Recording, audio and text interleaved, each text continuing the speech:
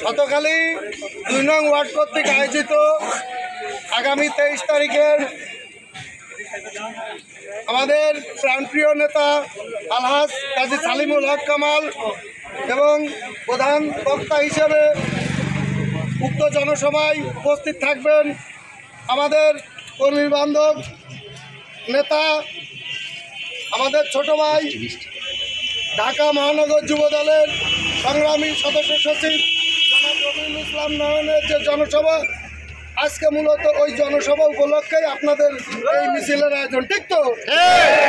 এখন অত বনিতা করে বলার কোনো কিছু নেই। আজকের একটি কথা যে আগামী যে 23 তারিখ, এই 23 তারিখে আমাদের শতখালী থেকে সর্বনিম্ন 2000 লোক ওই সমাবেশে উপস্থিত হবে। আপনারা পারবেন না? ইনশাল্লাহ সবাই চেষ্টা করলে আমরা এই শতখালী 2 ওয়ার্ড থেকে অবশ্যই 2000 লোক উপস্থিত করতে পারবো ইনশাল্লাহ। এখন আমাদের তো আসলে বাঙালি মানুষ, আমাদের সময়গানটা একটু কম আছে।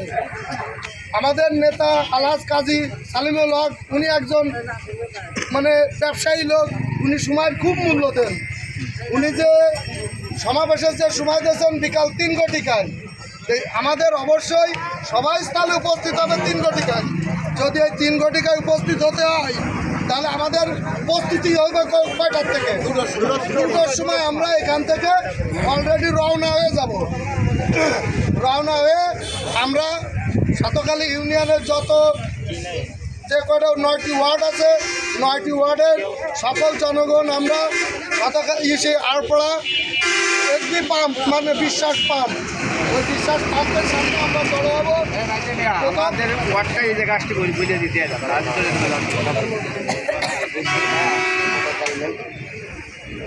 আমরা ওইখানে উপস্থিত হব। যাই হোক, 2 নম্বর এবং 3 নম্বর ওয়ার্ড, আমার তো শতখালী 2টা ওয়ার্ড, এই 2 নম্বর এবং 3 নম্বর ওয়ার্ডের যত লোক আছে সব লোক এই শতখালী বাজারে একসাথে হবো, ঠিক তো? ওই পাড়া আপনারা ইন্দ্রায় আছেন বলে যে ওই দিকটাই চলে যাবেন না, আপনারা এই কাজটা কেউ করার চেষ্টা করবেন না। আমরা সবাই একসাথে যাব, মরলেও একসাথে, বাঁচলেও একসাথে। এখন আজকে তো আসলে রাজনৈতিক বক্তব্য দেওয়ার দিন না, আমরা এই জনসভাকে সাফল্যমণ্ডিত করব এই অঙ্গীকার রেখে আমি আমার বক্তব্য শেষ করছি। খুদা হাফেজ। বাংলাদেশ জিন্দাবাদ, জিন্দাবাদ, শহীদ জিয়া অমর হোক। আল্লাহ হাফেজ। আমাদের আজকের এই সভা শেষ করবেন 4 নং শতখালী 2 নং